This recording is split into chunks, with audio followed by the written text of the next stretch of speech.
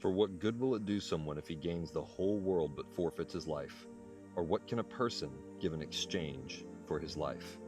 We put so much effort into trying to comfort and preserve what is so clearly passing away.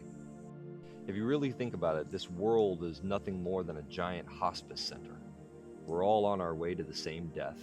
Some of us are in more pain than others, and so we try to comfort that pain.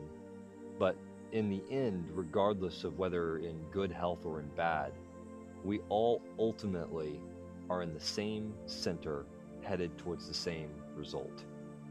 Because he's right. What can we give in exchange for our life? Because the issue is that the person who holds the keys to life and death is Jesus.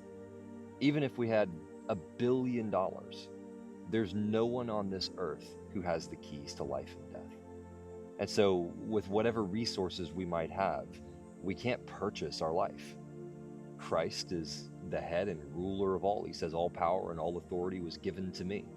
That means that the keys to life and death are his. That means that all the resources that we have to use are his. So even if we amassed the fortune of the entire world, we would only be giving him what he already rightfully owns and has both the authority and power to take. And so in effect, we have nothing that we could possibly offer him in exchange for our life because he already owns anything that we would ever have to offer. I think that's the thing that we sleep on sometimes, is that, we look at the situation and people would make the argument that Jesus has all power and all authority. He doesn't need to demand anything of us. He could have just been, altruistic and given us life and not placed us in this position where death is even an option.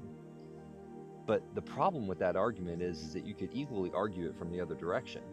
I mean, you have a being who has all power and all authority and all right to do whatever he wants. So why should he care about anything that has to do with us? With the level of power and authority that he has, the level of capability that he has, the level of wisdom that he has, the gap between what we are and what he is so substantial that it would be the equivalent of me being in my living room and concerning myself with the affairs of the ants in an ant mound in my backyard. And yet he does concern himself with our affairs. He does concern himself with our conduct and with our relationship to him. And when you start to really sit down and think about it, you come to this issue of why? Why do you care? And the only rational conclusion you could come to is that it has nothing to do with us. It has everything to do with him. It has to do with who he is and what he is and why he made us in the first place. None of our actions have any value. None of our thoughts, none of our wealth, none of our creativity, nothing that we do has any value to the one who all of those ideas and thoughts and capabilities came from. It is truly as it says in Ephesians, we were created in love for his pleasure and his purpose. And so he loves us because that is the purpose for which he created us.